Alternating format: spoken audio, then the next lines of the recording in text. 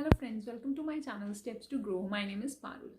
इस वीडियो में हम बात करने वाले हैं इस बारे में कि आप लोग किसी भी एग्जामिनेशन के लिए बेसिकली रिलेटेड टू बैंकिंग से रिलेटेड कोई भी एग्ज़ाम है तो आप उसमें इंग्लिश की तैयारी कैसे कर सकते हो, इस बारे में आज हम इस वीडियो में डिटेल में बात करने वाले हैं। बहुत सारे लोगों ने मुझे वीडियोस के नीचे कमेंट करके पूछा है कि आप इंग्लिश के बारे में एक डिटेल वीडियो बनाओ, क्योंकि अभी तक मैंने इंग्लिश से रिलेटेड ऐसा कोई वीडियो नहीं बनाया था। तो इसलिए मैं ये वीडियो लेकर आई हूँ आप लोगों के लिए। इसमें मैं डिटेल में बताऊँगी कैसे आपको इंग्लिश की तैयारी करनी है। अगर आप इसको फॉलो करते हो, आई थिंक आपकी इंग्लिश बहुत जल्दी इंप्रूव होने के चांसेस हैं। और मैं कुछ हाई फाई नहीं बताने वाली हूँ। It is a very simple and straight forward thing. अगर आप इसको फॉलो करते हो, it will be good for you. तो हम टाइम वेस्ट किए बिना वीडियो को स्टार्ट करते हैं। तो हमारा स्टेप 1 क्या है? स्टेप 1, जैसे कि मैं अपनी हर एक वीडियो में जब भी मैं आप लोगों को किस तरह से स्टडी करना है बताती हूँ, तो मैं हमेशा स्टेप 1 यही बताती हूँ कि आपको सबसे पहले अपने कंसेप्ट क्लियर करने हैं। अब ये कोई रॉकेट साइंस नहीं है, सबको पता है। हम कुछ भी पढ़ेंगे तो पहले कंसेप्ट क्लियर करने बहुत ज़रूरी हैं। तो इंग्लिश में जितने भी टॉपिक्स हैं, मैं ये कहूँगी कि उनको डीपली स्टडी करो। अब बहुत सारे यूट्यूब चैनल्स हैं जो कि बहुत अच्छे अच्छे से पढ़ाते हैं और बहुत अच्छे से सारे कंसेप्ट क्लियर करते हैं। तो I will suggest you follow them.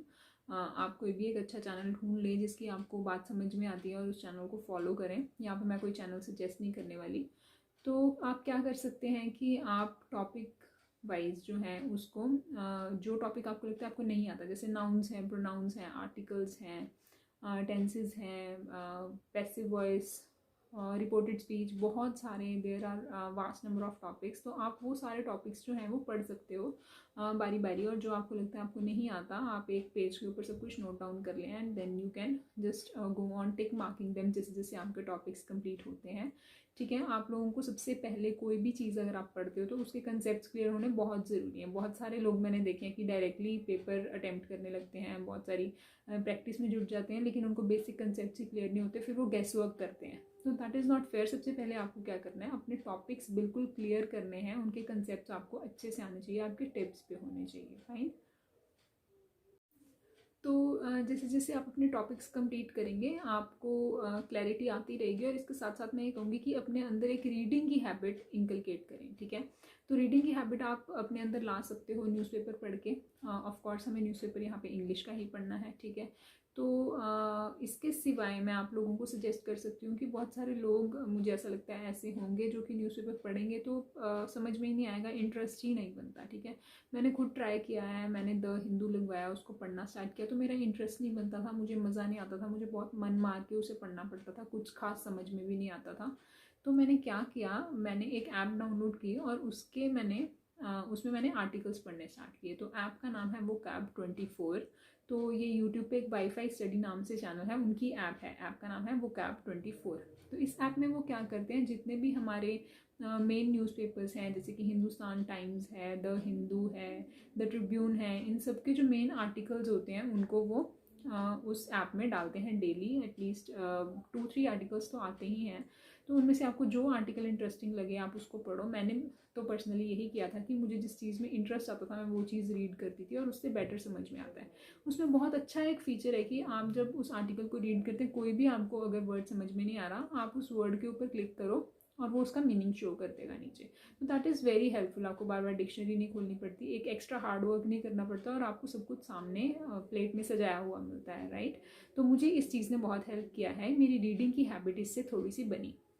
So that is also a good option. अगर आप लोग ये करना चाहें तो आप ट्राई कर सकते हैं। अगर आप न्यूज़पेपर पढ़ते हैं तो डेफिनेटली बहुत अच्छी बात है, अगर आपका उसमें इंटरेस्ट बनता है, आप अपना मन लगा के अच्छे से न्यूज़पेपर पढ़ रहे हैं, तो nothing better than that. Okay, ठीक है, अब हमारा नेक्स्ट स्टेप क्या है? जो हमने सारे टॉपिक्स क्लियर कर लिए हैं, हमारी रीडिंग की हैबिट बन गई है, तो ऑब्वियसली उसके बाद क्या बचता है? प्रैक्टिस करना। हम बहुत सारी प्रैक्टिस करेंगे। जब हम प्रैक्टिस करेंगे तो हमें कॉन्फिडेंस आएगा और जब कॉन्फिडेंस आ जाएगा तो हम इंग्लिश के एग्ज़ाम से डरेंगे नहीं और इंग्लिश को अच्छे से अटैम्प्ट करेंगे।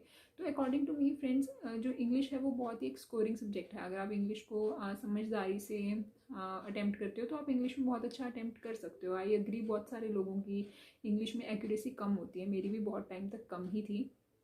डजेंट मैटर, आपने क्या करना है, जो क्वेश्चन में आपको श्योरिटी लग रही है वही अटैम्प्ट करना है, कभी गेस वर्क नहीं करना। मैंने ये भी बहुत देखा है कि बहुत सारे लोग जो हैं वो इंग्लिश के सारे क्वेश्चन हमेशा करके आते हैं कि देखे जाएंगे, हमेशा पूरे करेक्ट तो होने नहीं वाले, तो इंग्लिश में सारे कर दो, 60 to 70% तो करेक्ट हो जाएंगे। But I think it is a bad approach. मैं कभी ऐसा नहीं करती, मुझे जिसमें श्योरिटी लगती है मैं वही करती हूँ, गेस वर्क कभी नहीं करती, इंग्लिश में तो स्पेसिफिकली बिल्कुल नहीं करती। देन लास्ट थिंग, बहुत सारे मॉक टेस्ट करो।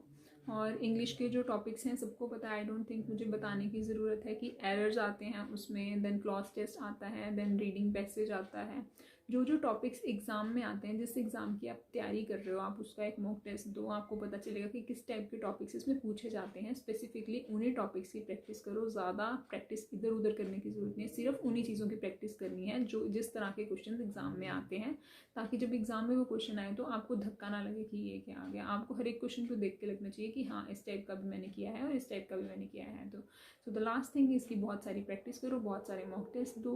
इसके बाद क्या होगा कि आप लोगों की इंग्लिश अच्छी हो जाएगी, आप इंग्लिश से डरोगे नहीं। ओके, तो आई थिंक दैट्स इट। अगर मैंने कुछ स्किप किया है, आपको लगता है कि कोई चीज़ मैंने नहीं बताई है, तो आप नीचे कमेंट करके मुझे बता सकते हैं। आई will definitely extend that thing also.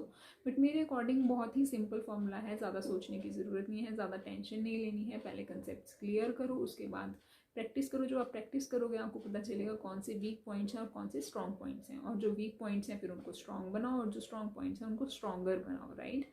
बस इतना ही हमें करना है। हर सब्जेक्ट में पढ़ने का तरीका सेम होता है, बस द पॉइंट इज़ कि आपको उसमें इंटरेस्ट बनाना पड़ता है और हार्ड वर्क करना पड़ता है, ठीक है। That's it for this video guys, and thanks for watching my video. I will definitely see you in my next one. Bye bye.